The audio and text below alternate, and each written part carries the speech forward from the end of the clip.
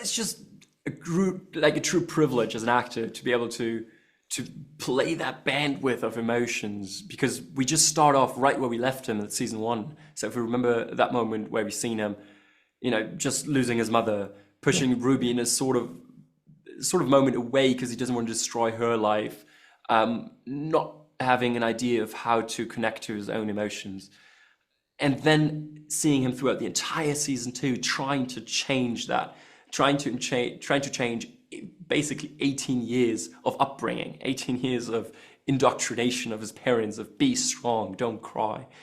And that is just a journey that is A, truly challenging, but B, also truly rewarding as an actor, because obviously you're just possibly in that space of where you can do anything, because he isn't bound to, or he's trying to break away from any boundary that he's ever had.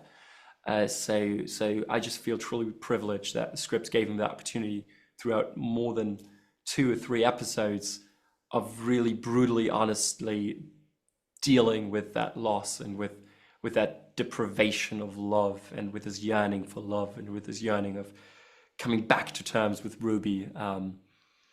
So there was a lot of energy put into it, and I just saw it, and I hope that it was worth it. Yeah, I feel like we grow up in a world that always kind of expects something from us. Like, even if you grow up with a great parent, like in a great childhood home, which I had the privilege to do, everywhere we go around in the city, the city wants to sell us. The city wants to, bring us to certain places, wants us to do certain things. So we're always kind of in that space of what we should be and who we want to be. And then there's pop culture telling us to be a certain thing. So I feel like that coming of age aspect of Maxton Hall, of trying to figure out what it is that I truly innately, if we can ever come to such a place, actually, to truly know what it is only from within, if there is such a pure place. That is something that is inspiring to go through doing my work, because obviously that's a privilege, because that's something that I tackle on a private level as well, and then to be able to portray that while going to work, it's kind of like a free pass for doing your private stuff, which is really important to acknowledge. That I've said that in an interview recently as well, just the fact that I'm able to do the jobs that I like, the roles that I play.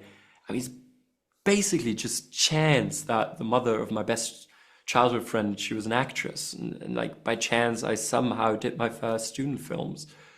By chance it was possible that my parents drove me to the audition, and so this is all just connected to me attending a certain school where I met that best friend, because I played the piano, because my parents gave me piano lessons.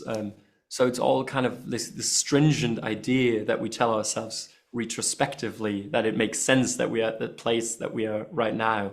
While if we look at it from the time being back then, it could have all gone down a different road. So I feel like acknowledging those privileges that kind of like shift even the smallest of possible roads,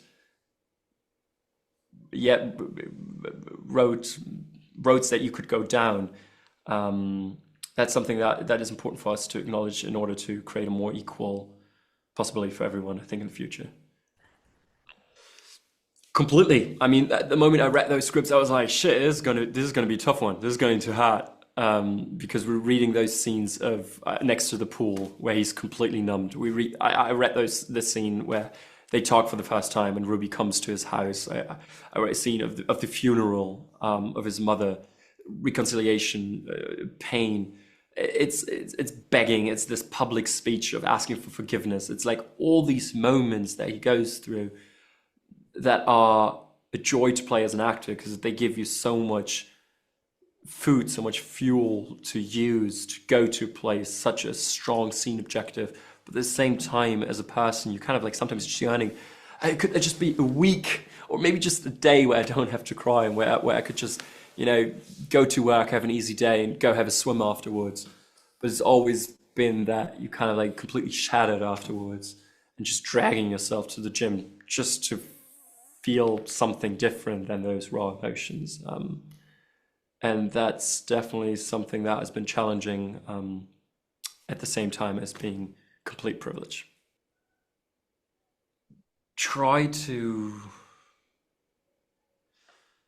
Give yourself the space to honestly acknowledge the feelings that arise. Don't be brutal with them. Don't rip them out.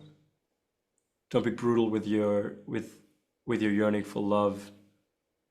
Let it be there. Let it go, and communicate that to the people that you love.